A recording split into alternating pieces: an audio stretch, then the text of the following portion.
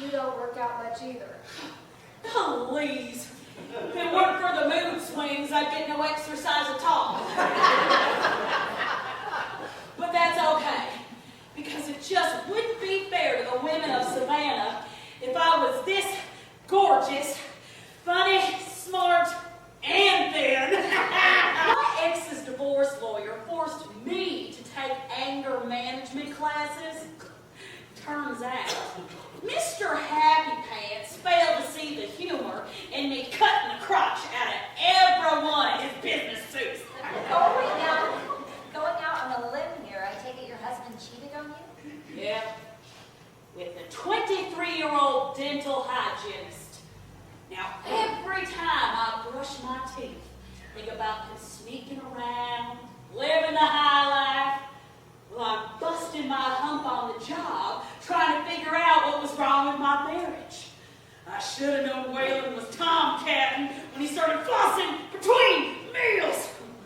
Let's just cut now! You know that tingly feeling you get when you're falling in love?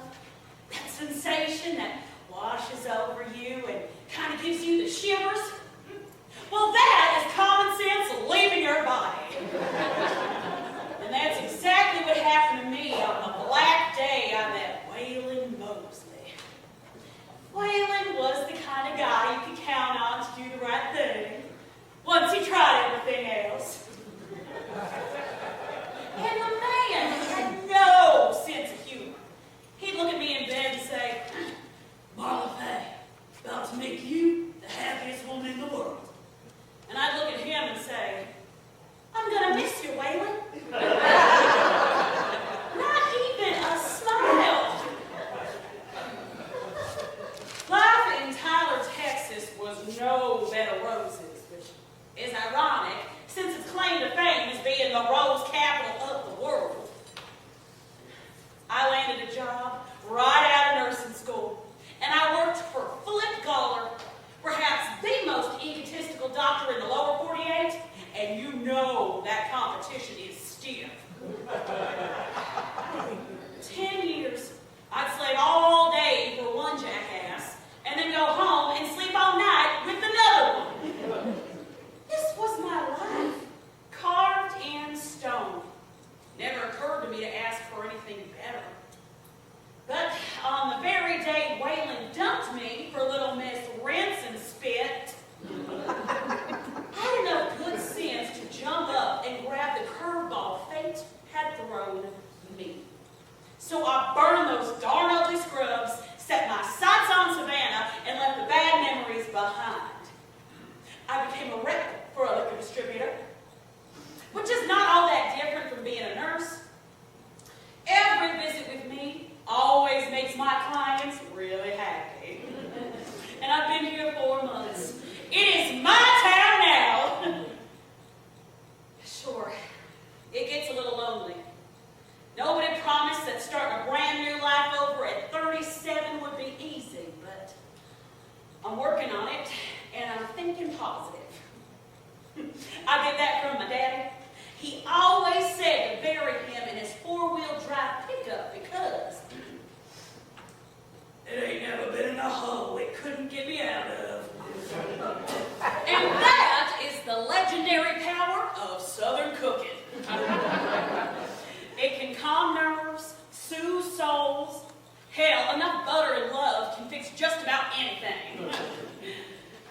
Tonight could have been an awkward evening. I mean, 4 strangers getting together on a whim, knowing next to nothing about each other. But something just clicked with those half-burnt cheese straws and bourbon and 4 lonely middle-aged women who thought no one wanted to hear what they had to say anymore. I guess this is the way it happens. Life, that is. 1 minute you're in a big old sweat box with a bunch of health nuts, thinking you're either going to blow your groceries or stroke out.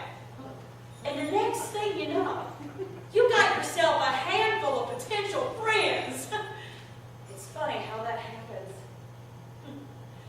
It's been a couple months now since we started getting together, and I gotta say, it seems like the 4 of us are re-energizing our lives. is just a loosey-goosey way of saying getting off our cans and taking care of business. Of course, Jinx forcing the four of us to traipse off to the opera one night was nothing but a bust. I mean, who sings for 20 minutes when they're dying? And it wasn't even in English. Other than that, it's all been pretty good. Of course, now we got some trouble brewing. Jinx has given us a courage challenge that is way over the top.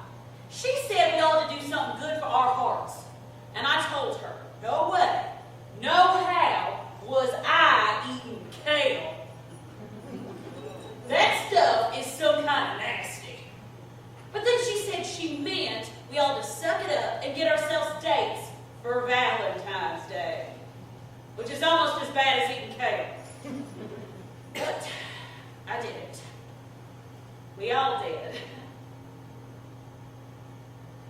I run a little hot and cold about my date. And even though I've been thinking about him for a while now, it makes me nervous.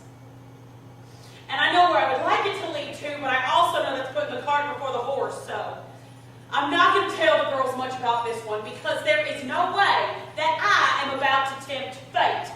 No siree, Bob. My mama didn't raise no fool. What genius decided to make this shirt out of acrylic, polyester, plastic crap? I put it on, and I look like a shrink-wrapped Vienna sausage. It sticks to my skin and shows every bone I've got. And this is worthless. I could be soaking this ragged weed killer froze with this anti-static spray has done. Okay, maybe she's acting just a tad abnormal. Marla Faye, just put it on and get a belt and cinch it tight for a different style. Do I look stupid? I have wanted that man to get his comeuppance, and oh brother, is he ever gonna get it now? Midnight feed-ins, potty training, not a lot of us time for the newlyweds. And do the math. When baby hits kindergarten, old Pappy's gonna be 65 on Medicare, pushing 80 when Junior steals his first car, and a proud 90 when he finally gets his GED. There is so much for Waylon to look forward to in his golden years. Yeah, he deserves this happiness.